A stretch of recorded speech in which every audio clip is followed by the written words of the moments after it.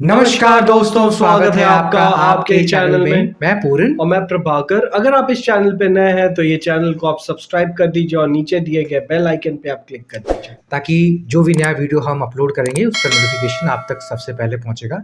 तो दोस्तों, आप कैसे हो? उम्मीद करता हूं कि आप अच्छे होंगे, आपकी सेहत अच्छी होगी।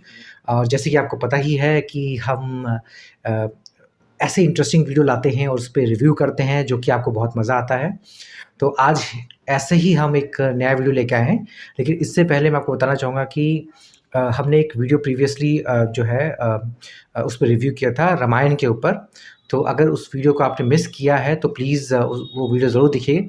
उसका जो लिंक है हमने डिस्क्रिप्शन बॉक्स में डाल दिया है।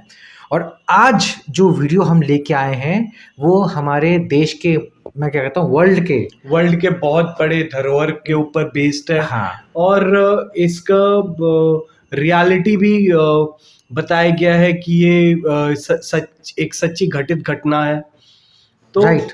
ये समय ना वेस्ट करते हुए मैं अपने दोस्तों से यही विनती करूंगा कि हम वीडियो को आगे बढ़ाते हैं और जो वीडियो है उस पे हम एक बार देखते हैं और उस पे रिव्यू करते हैं। पूरा वीडियो ज़रूर देखिएगा दोस्तों, क्योंकि ये हम डिस्कस करने वाले हैं महाभारत, जो कि एक महाकाव्य है। और हमें पता है कि ये तो सच्ची घटनाओं पे आधारित है, लेकिन ये वीडियो है, एविडेंस है कि महाभारत जो है घटित हुआ था। तो चलिए इस वीडियो को शुरू करते हैं प्रभाकर और देखते हैं। चलिए।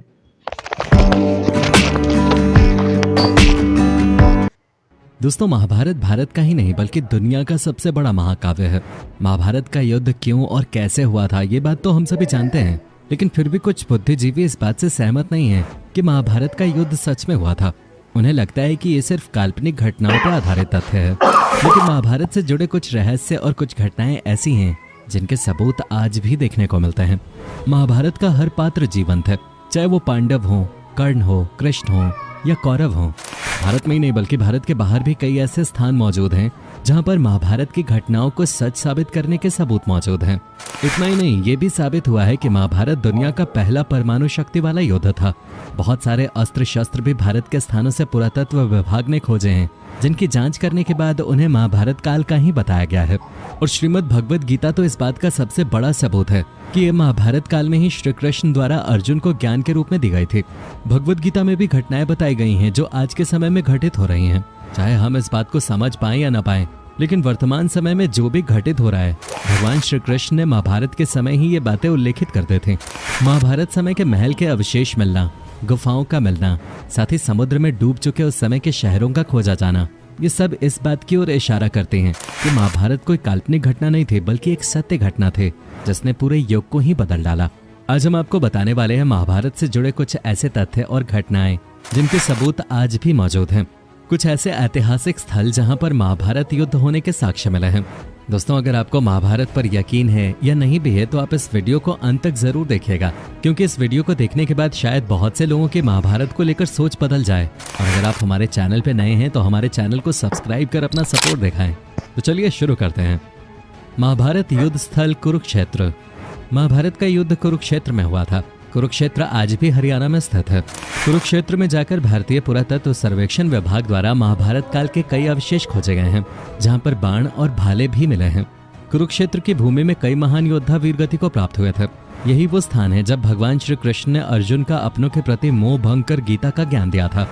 महाभारत में कुरुक्षेत्र की लाल माटी का वर्णन किया गया है, जो आज भी कुरुक्षेत्र में देखे जा सकते हैं। और भी ऐसे बहुत सारे सबूत कुरुक्षेत्र से मिले हैं जिनसे महाभारत के सत्य होने की पुष्टि होती है। पुरातत्व सर्वेक्षण विभाग द्वारा कुरुक्षेत्र में महाभारत युद्ध के समय के हथियार और ऐसे बहुत सारे सबूत मिले हैं जो कि महाभारत के युद्ध को सत्य साबित करते हैं। और कुरुक्षेत्र का होना खुद ही इस बात का सबूत है कि महाभारत युद्ध कोई काल्पनिक घटना नहीं बल्कि सत्य घटना है। गुप्त सुरंग। जब मामा शकुनी ने दुर्योधन के साथ मिलकर पांडवों के रुकने वाले महल को निशाना बनाया और उस महल में आग लगा दी थी, जिससे कि पांडव रातों रात उस आग में जलकर भस्म हो जाएं, लेकिन पांडवों के जासूसों ने उन्हें पहले ही खबर कर दी थी और पांडव उस महल से निकलने वाली गुप्त सुरंग से निकलकर बच गए थे। ये सुरंग आज भी गाजियाबाद में हिंड नदी के किनारे खुलती है, जिसे पांडव लाक्षागृह कहा गया था, जो कि लाख की बनी हुई थी। इस लाक्षागृह महल के अवशेष आज भी बरनावा में पाए जाते हैं। बरनावा या वारानावत नामक स्थान मेरठ जिले से 35 किलोमीटर दूर स्थित है, जो कि आज एक तहसील है। यहाँ पर महाभारत कालीन लाक्षागृह चिन्हित किया गया है, जो कि एक टीले के रूप में आज भी मौजूद है। यहाँ से भटकते हुए पांडव आज मौजूद नागालैंड में पहुंच गए थे, जहाँ पर राक्षसी हिडिंबा संग भीम का विवाह हुआ और घटोत्कच नामक पुत्र उत्पन्न हुआ। भीम अपने पुत्र के साथ गोटी से शतरंज खेलते थे, जो कि आज भी नागालैंड के दीमापुर में देखे जा सकते हैं। इस गुप्त सुरंग और लाक्षागृह के अवशेषों का होना इस बात की तरफ संकेत करता है कि महाभारत का युद्ध काल्पनिक नहीं था। खाटू श्याम जी। आपको ये बात जानकर हैरानी होगी कि भीम के पुत्र और घटोत्कच के पुत्र बर्बरिक से भगवान श्री कृष्ण ने ब्राह्मण के वेश में दान में उनका शीश मांगा था। दान के पश्चात श्री कृष्ण ने बर्बरिक को कलयुग में स्वयं के नाम से पूजित होने का वर दिया था, यानी कि भविष्य में उनके नाम की पूजा की जाएगी। बर्बरिक ने श्री कृष्ण से कहा कि वो युद्ध को देखना चाहता है, इसलिए श्री कृष्ण ने बर्बरिक के शीश को दूर स्थान पर रखवा दिया था और वही बर्बरिक आज खाटू श्याम जी के नाम से पूजे जाते हैं, जैसा कि श्री कृष्ण ने उन्हें वरदान दिया था। जिस स्थान पर बर्बरिक का शीश रखा गया था वो स्थान खाटू श्याम जी का स्थान कहलाता है। राजस्थान के सीकर जिले में स्थित परम घाट खाटू वही स्थान है। इसकी आधारशिला 1720 में रखी गई थी। मथुरा। मथुरा नगरी के बारे में हम सभी जानते हैं। श्री कृष्ण भगवान की जन्मस्थली मथुरा नगरी आज भी हमारे बीच मौजूद है। इतना ही नहीं, उनकी जन्मस्थली होने की वजह से महाभारत में भी ये घटनाओं का प्रमुख केंद्र रहा है। जिस स्थान पर कंस रहता था आज भी उस स्थान को कंस के किले के नाम से जाना जाता है। कंस ने श्री कृष्ण को मारने के लिए कई रचनाएं रची थीं। ये किला आज भी मथुरा में देखा जा सकता है।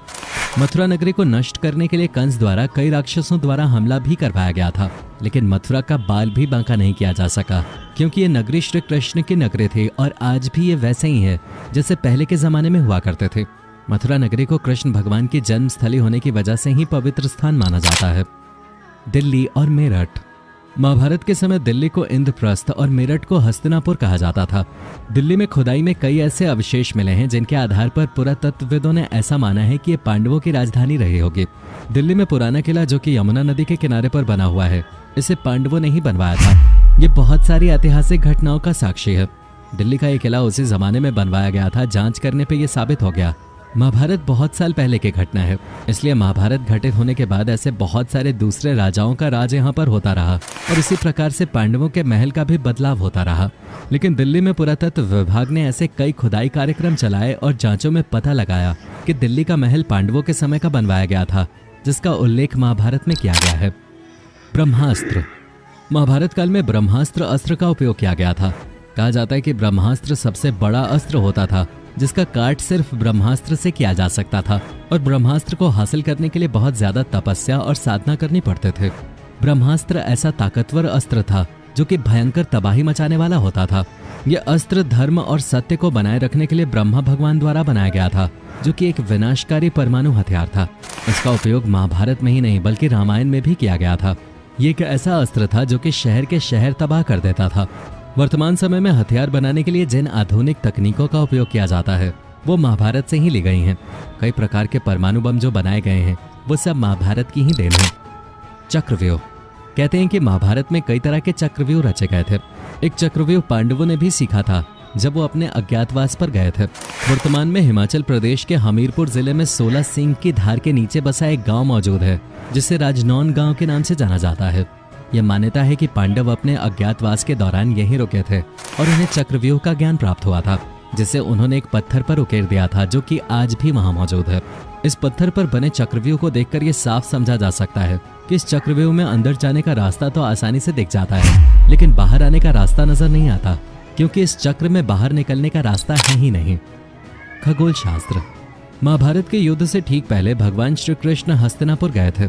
तब चंद्रमा रेवती के नक्षत्र में था। भगवान श्री कृष्ण हस्तिनापुर जाते समय रास्ते में एक जगह रुके थे जहां पर उन्होंने आराम किया था, जिस जगह का नाम वृक्ष जला है, और उस दिन चंद्रमा बहरानी नक्षत्र में था।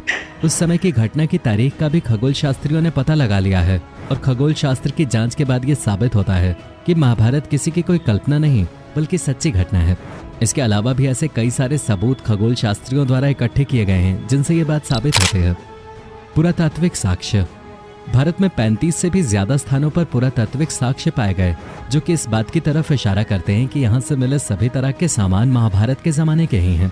इन सभी स्थानों से लोहा, मोहरें, सोने चांदी के आभूषण, तांबे के बर्तन, और भूरे रंग के बर्तन पाए गए। इन कलाकृतियों के वैज्ञानिक डेटिंग भारतीय पुरातत्व के गैर आर्य आक्रमण मॉडल से मेल खाते हैं, जो कि बताती है कि ये सभी चीजें उसी समय की हैं जैसा कि वेदों में लिखा गया है।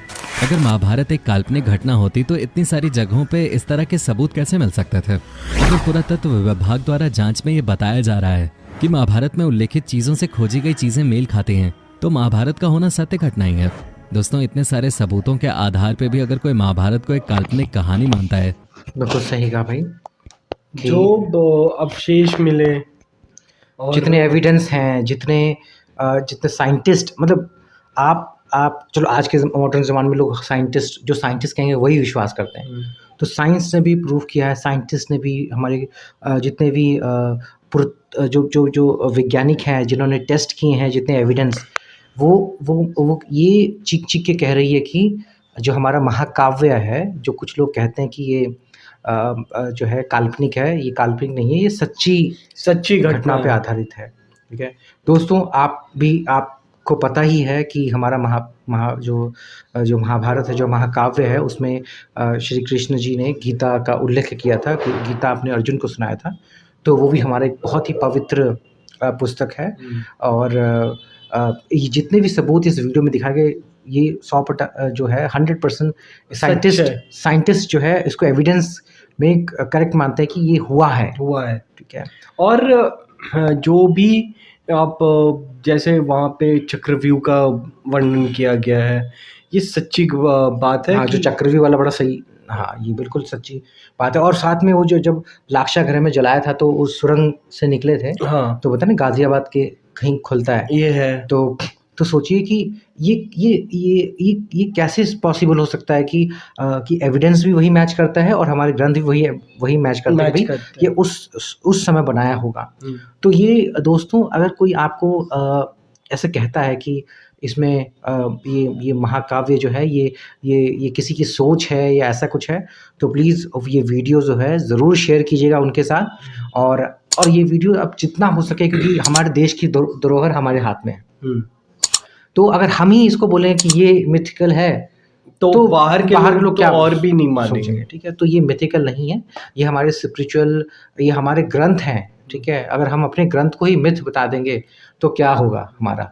ठीक है, तो दोस्तों यही एक रिक्वेस्ट है, इस वीडियो को आगे फैलाइए और शेयर कीजिए। और अगर आपको हमारा ये जो मेहनत हम कर रहे हैं, ये अगर आपको अच्छा लगा तो प्लीज़ एक लाइक कीजिएगा और शेयर ज़रूर कीजिएगा। और जैसे प्रभाकर ने कहा कि एक सब्सक्राइब ज़रूर कीजिएगा, ताकि जितने भी ऐसी वीडियोस हम लाइव लेके आते हैं फैक्ट के साथ, तो आप तक सबसे पहले पहुंचेगा। आपका एक सब्सक्राइब हमें और मोटिवेट करता है कि हम और भी वीडियोस बनाएं और भी अलग-अलग चीज़ों पे वीडियो बना करके अपने जो व्यूअर्स हैं उन तक सारे मैसेजेस पहुंचा सकें। करेक्ट, बिल्कुल सही कहा प्रभाकर। और दोस्तों, आज के लिए इतना ही था। हम नेक्स्ट वीडियो जल्द ही लेके आएंगे। मिलेंगे, तब तक जय हिंद, जय भारत।